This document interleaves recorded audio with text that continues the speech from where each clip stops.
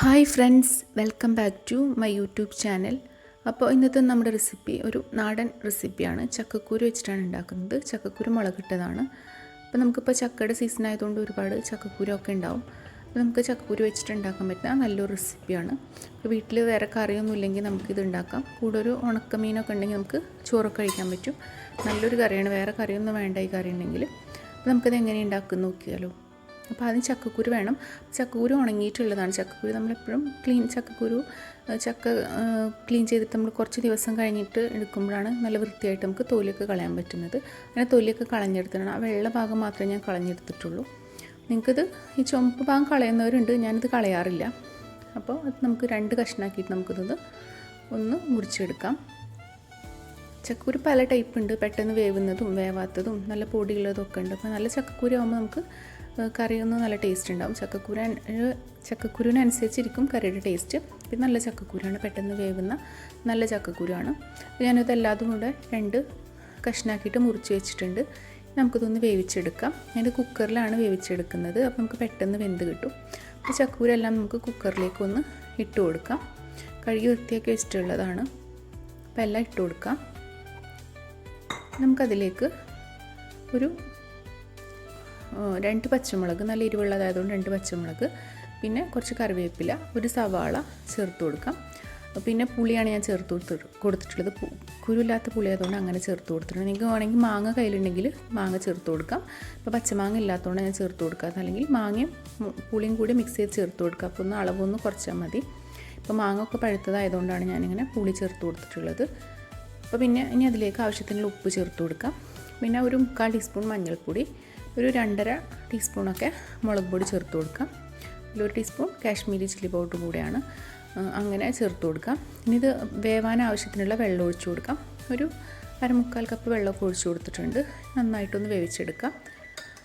പിന്നെ ചക്കക്കുരുവിൻ്റെ വേവ് എന്ന് പറയുന്നത് ഓരോ ചക്കക്കുരുവിനനുസരിച്ചിരിക്കും. ചിലത് പെട്ടെന്ന് വേവുന്നതുണ്ടായിരിക്കും, ചിലത് മെല്ലനെ വേവുള്ളൂ. ഞാനിപ്പോൾ ഒരു 5 വിസിലൊക്കെ ആക്കിയിട്ടുണ്ടാവും. അപ്പോൾ നമുക്കിത് വേവിക്കാൻ വേണ്ടി വെക്കാം. നമുക്കിതൊന്ന് കടുക് പൊട്ടിച്ചെടുക്കണം. അപ്പോൾ ഒരു ചട്ടി ഞാൻ അടുപ്പത്ത് വെച്ചിട്ടുണ്ടായിരുന്നു. അപ്പോൾ അതൊന്ന് ചൂടായി വന്നപ്പോൾ ആവശ്യത്തിനുള്ള വെളിച്ചെണ്ണ ഒഴിച്ചു കൊടുക്കാം.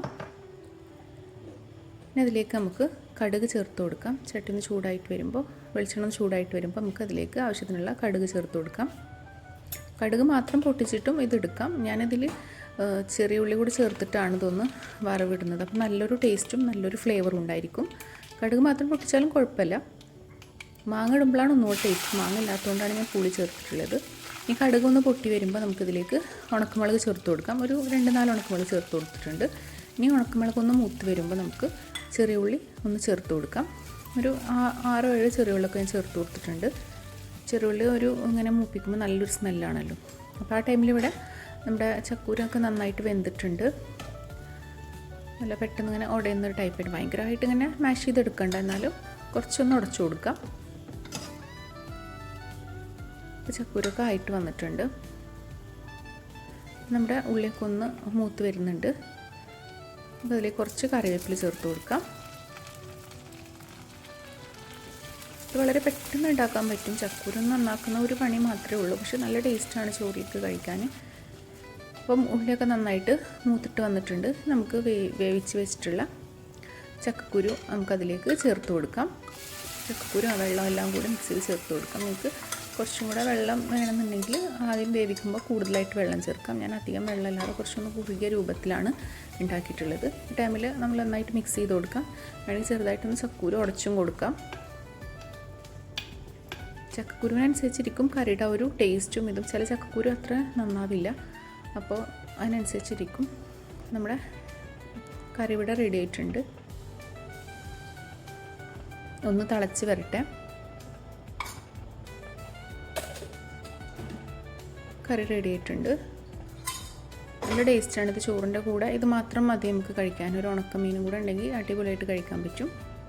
അപ്പോൾ ഈ ചക്കടൊക്കെ സീസൺ ആയതുകൊണ്ട് എല്ലാ വീട്ടിലും ചക്കക്കുരൊക്കെ ഉണ്ടാവും. അപ്പോൾ എല്ലാവരും ഒന്ന് ഉണ്ടാക്കി നോക്കുക. നല്ല ടേസ്റ്റിലൊരു കറിയാണ്. ചക്കൂര് വെച്ചിട്ട് വേറെയും ടൈപ്പൊക്കെ ഉണ്ടാവും, പക്ഷേ ഈ കറി നല്ല ടേസ്റ്റാണ്. അപ്പോൾ എല്ലാവരും ഒന്ന് ട്രൈ ചെയ്ത് നോക്കുക.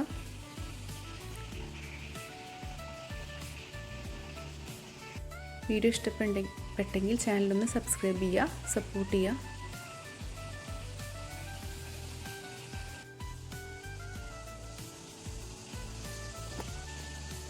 പുതിയൊരു വീഡിയോ ആയിട്ട് വരാം.